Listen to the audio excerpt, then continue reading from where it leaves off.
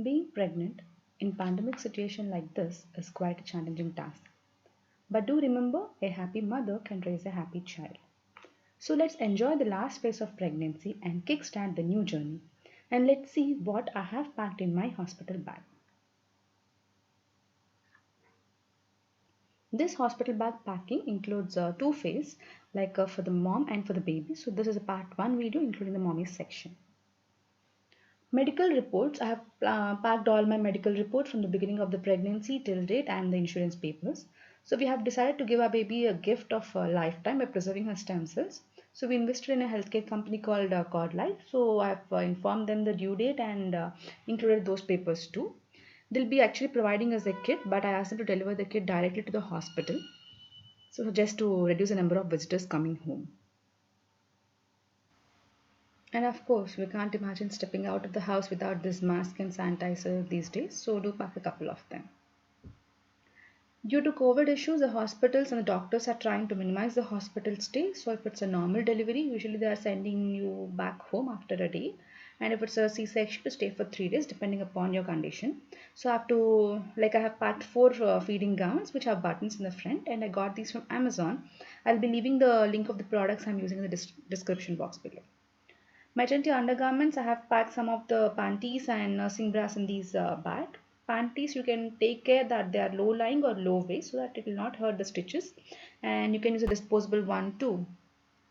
Feeding bras, I have got these nursing bras from Amazon, and this is from a brand called Farmi. The material is soft hosiery material. There's a nursing panel on the cup which help in feeding and providing a wide skin to skin contact for the baby. And then I packed a couple of towels, a dress for coming back home, and usually our body tend to become very weak after delivery.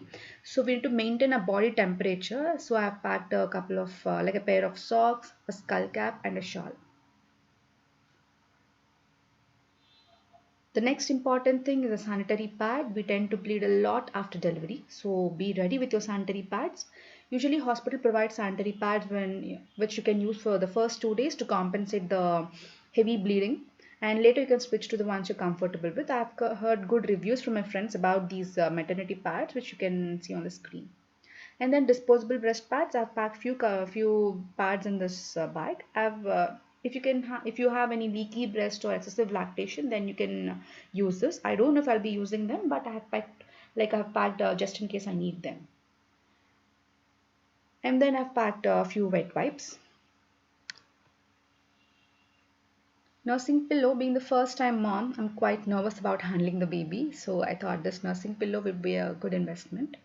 This also this can also help you if you undergo C-section, because that will protect the stitches and prevent the discomfort while feeding. And I got this from Amazon. And then I've packed an iPad, a mobile charger and an earphones. So that's all I've packed for myself, and of course packed for the person who will be accompanying you to the hospital. So stay tuned for part 2 baby section, and if you like this video, please do like, share and subscribe to my channel.